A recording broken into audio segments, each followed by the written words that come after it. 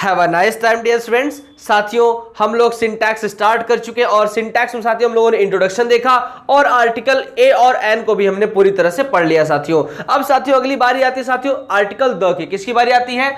Article the. Use of article the यानी कि उपपद द का प्रयोग। आर्टिकल को हिंदी में क्या बोलते हैं? उपपद, है ना साथियों। तो यहां पर हम लोग आज की वीडियो में आर्टिकल द का प्रयोग पढ़ेंगे और जितने सारे प्रयोग होते हैं आर्टिकल द के उन सारे ही प्रयोग को हम लोग पढ़ने वाले। तो चलिए यहां से वीडियो की शुरुआत करते हैं, लेकिन वीडियो शुरू करने से पहले आप सभी लोगों से निवेदन, फटाफट चैनल को सब्सक्राइब कर लीजिए और वीडियो को लाइक कर दीजिए साथियों।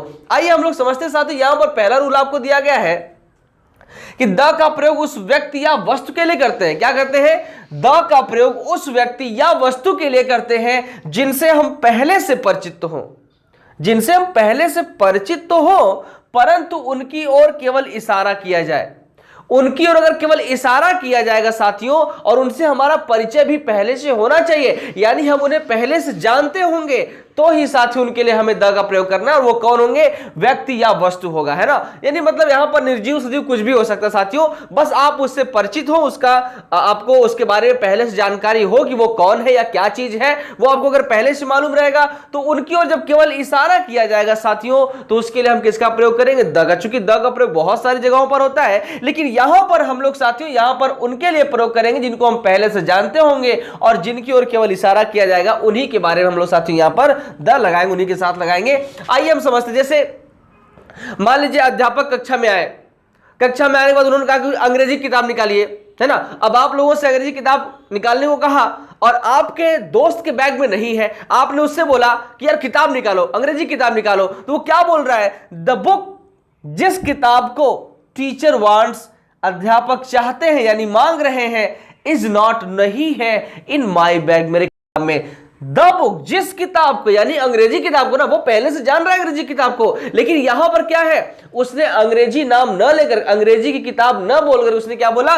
द बुक, जिस किताब को, जिस किताब को मांग रहे वो किताब। यहां पर जिस और वो, ये दोनों किससे निकल रहा है? ये द से आ रहा है साथियों। ये जो हिंदी अर्थ जिस और वो आ रहा है, ये कहां से आ रहा है? ये द लगाने से ही आ रहा है। यहां पर कहेंगे द बुक टीचर वांट्स, जिस किताब को अध्यापक चाहते हैं, मांग रहे हैं, इज नॉट, वो नहीं है, इन माई बैग, मेरे बस्ते में, मेरे बस्ते में वो किताब है ही नहीं जिसे अध्यापक मांग रहे हैं। अर्थात अध्यापक ने कौन सी किताब मांगी? अंग्रेजी किताब। अब उनके पास अंग्रेजी किताब नहीं तो उन्होंने अपने दोस्त से क्या बोल दिया कि वो किताब जो अध्यापक मांग रहे वो मेरे बैग में नहीं है। यहां पर अगला सेंटेंस साथियों, यहां पर दो व्यक्ति खड़े हैं और वो बोल रहे हैं कि वो लड़का जो आपको खेल के मैदान में दिखाई पड़ रहा है वो क्या है? मेरा बेटा। क्या अपने बेटे कोई नहीं जानेगा? वो तो जान ही रहा है कि वो मेरा बेटा है। वो क्या, उसका नाम नहीं ले रहे, उसका नाम रोहन है, सोहन है, कुछ भी है, उसका नाम नहीं बोल रहे कि he is Rohan, he is my son, ऐसा उन्होंने नहीं बोला। उन्होंने ये बोला द बॉय, वो लड़का, यू सी, जिसे आप देख रहे हैं इन द प्लेग्राउंड, खेल के मैदान में, इज माई सन, वो मेरा बेटा है। उसका नाम न लेकर के उन्होंने ये नहीं कहा कि ही इज माई सन रोहन, वो मेरा बेटा रोहन, ऐसा उन्होंने नहीं बोला। उन्होंने बोला द बॉय, जिस लड़के को यू सी, आप देख रहे हैं इन द प्लेग्राउंड, खेल के मैदान में, इज माई सन, वो मेरा बेटा। यहां पर वो और यहां पर जिस, ये कहां से आ रहा साथियों? ये आपके आर्टिकल द का ही कमाल है। तो इस प्रकार से जिन चीजों को हम जानते हैं, चाहे वो सजीव हो, चाहे निर्जीव हो, चाहे व्यक्ति, चाहे वस्तु, कुछ भी हो, उनको अगर हम पहले से जान रहे हैं और उनकी ओर केवल इशारा करना हो साथियों, तो केवल इशारा करके बात करने के लिए हम क्या यूज करते हैं? द का प्रयोग करते हैं। इस प्रकार से हम लोग समझ लेंगे। तो फटाफट वीडियो को पॉज करिए और इसे साथ ही अपने कॉपी में नोट करिए। अगले रूल्स भी आपको हम समझा देते हैं। तो आइए साथियों हम लोग अगले रूल को भी देख लेते हैं। अगला रूल हमारा क्या है? द का प्रयोग पर्वत श्रेणियों यानी कि माउंटेन रेंजेस, नदियों, नहरों, सागरों, महासागरों, खाड़ी, रेगिस्तान, द्वीप समूह यानी कि द्वीप या महाद्वीप, प्रसिद्ध इमारतों या मैदानों के नाम के पहले किया जाता है।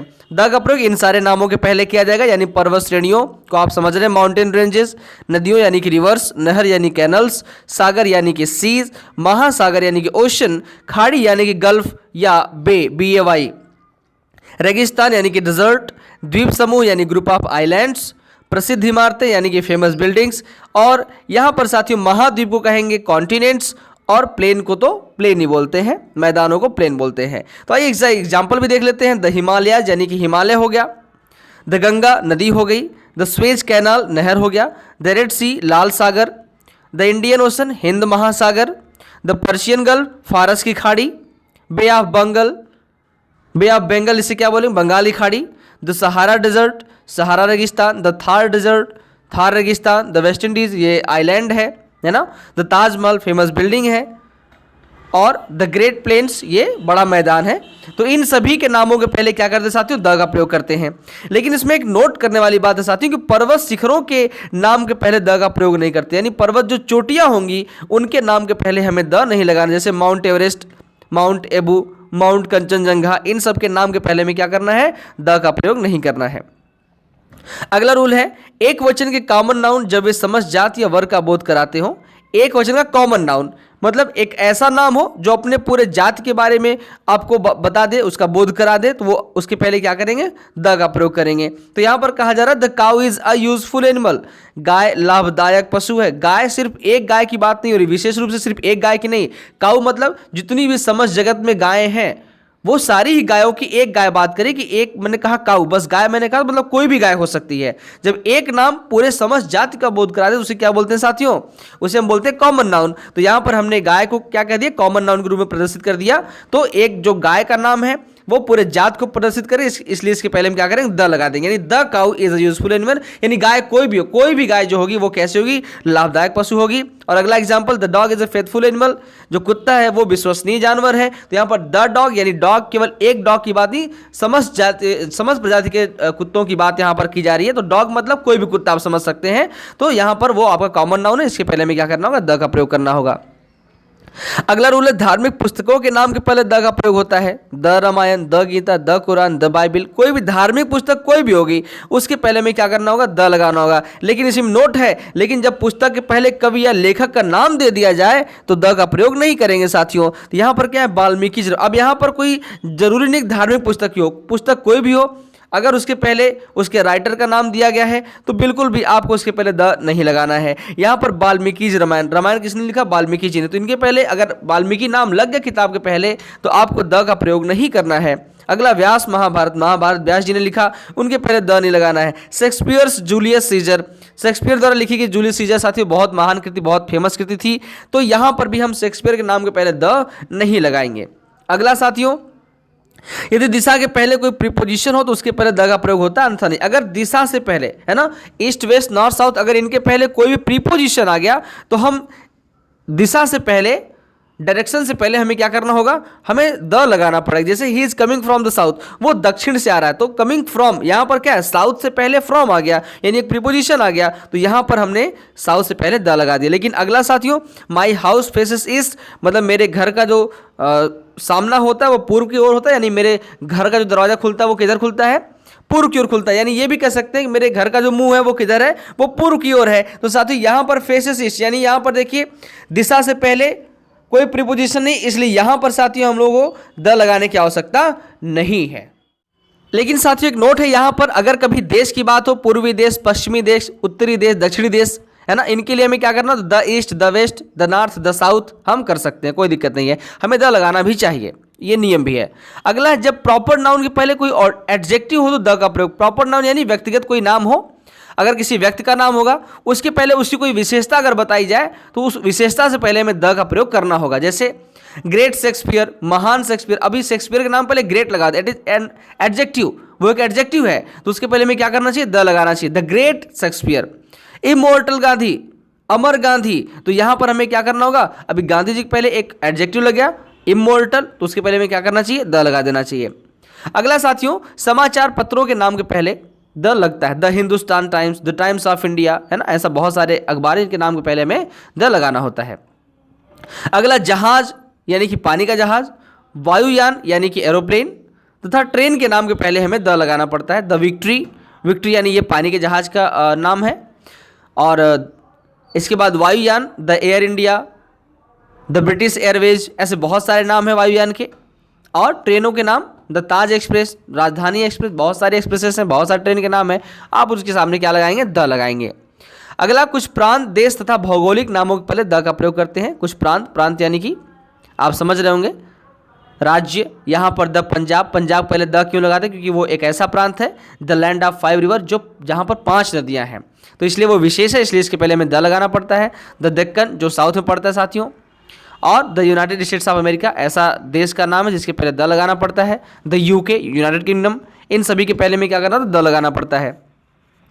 अब अगला पॉइंट है कुछ वस्तुओं से पहले जो केवल एक ही होती है, यानी दुनिया में कोई ऐसी चीज जो केवल एक हो उसके भी नाम के पहले में क्या करना होता है, द लगाना पड़ता है। The sun, the moon, the earth, ऐसे बहुत सारी चीजें जो दुनिया में केवल एक है, सूर्य, चंद्रमा, पृथ्वी, द स्काई आसमान, द इक्वेटर, भूमध्य रेखा भी आपकी धरती पर केवल एक ही है, तो यहां पर इन सभी से पहले क्या करना होगा, हमें द लगाना चाहिए साथियों।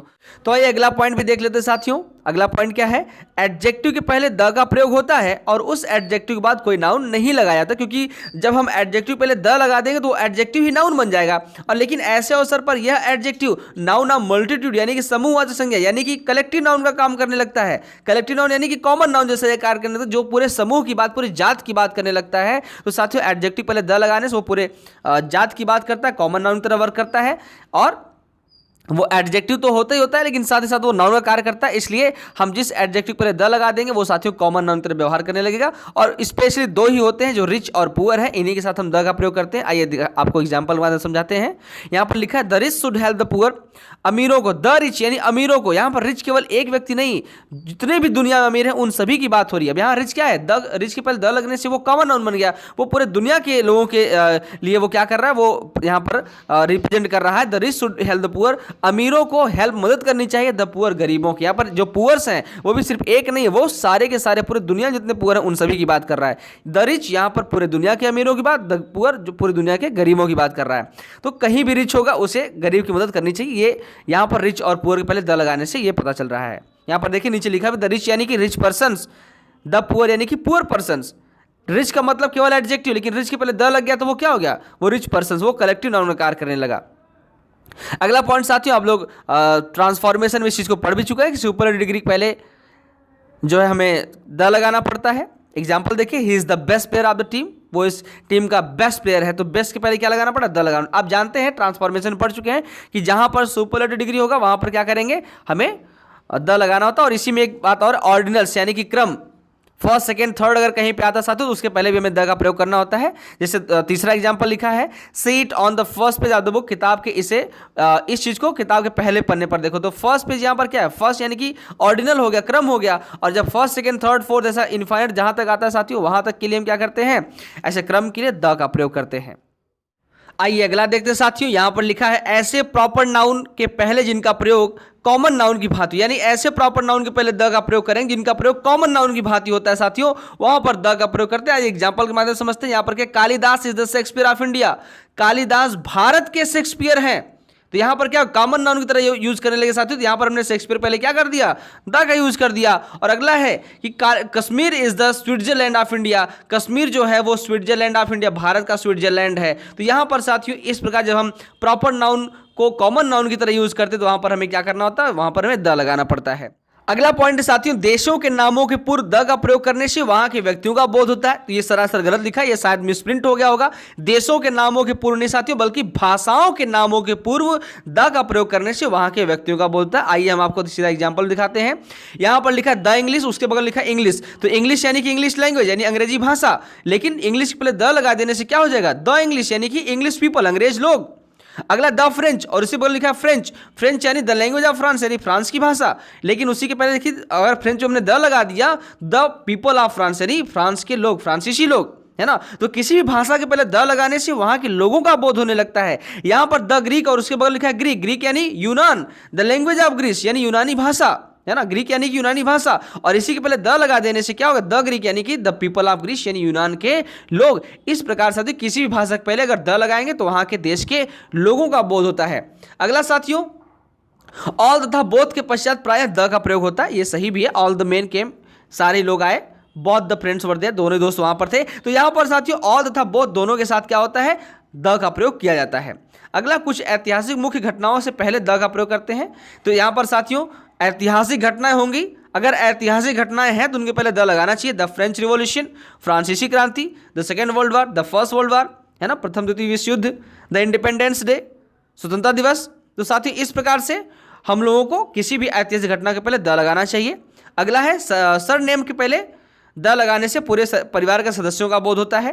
तो यहाँ पर देखते हैं एग्जाम्पल के माध्यम, the Sharma's have gone on tour, जो शर्मा लोग हैं यानी शर्मा का पूरा परिवार वो कहाँ गया, यात्रा पर गया है। तो यहाँ पर शर्माज करना पड़ेगा, जो भी आप यहाँ पर यादव लिखना होगा तो यादवाज करना पड़ेगा, यानी जो भी आपको सरनेम लिखना उसमें आपको क्या करना, प्लूरल बनाना पड़ेगा और उसके पहले द लगाएंगे साथी, तो वो पूरे all the members of the family, all the member, सारे ही परिवार के सदस्यों को उसमें शामिल कर लिया जाएगा जब आप सरनेम में एस लगाते हैं यानी प्लूरल बना देते हैं। तो इस प्रकार से साथियों हम लोग क्या करना है, हमको द का प्रयोग करना है। और लास्ट पॉइंट साथियों यहां पर आपको मैं बताता हूं, खसरा और कंठ का रोग जिसे इंग्लिश में मिजल्स और मम्स बोलते हैं, इनके भी पहले द का प्रयोग करते हैं, बाकी किसी और डिजीज से पहले, किसी रोग से पहले द का प्रयोग नहीं करते। तो the measles and the mumps ये दोनों ऐसे साथियों जिनके पहले आपको द लगाना चाहिए। तो यहां से साथियों हम द का जो यूज है वो हम समाप्त करते हैं और आपसे उम्मीद करते हैं कि आप इस वीडियो को शेयर करेंगे, चैनल को सब्सक्राइब कर लीजिए और वीडियो को लाइक कर दीजिए। साथियों ज्ञान बांटते रहिए क्योंकि ज्ञान बांटने से ही बढ़ता है। जय हिंद, जय भारत।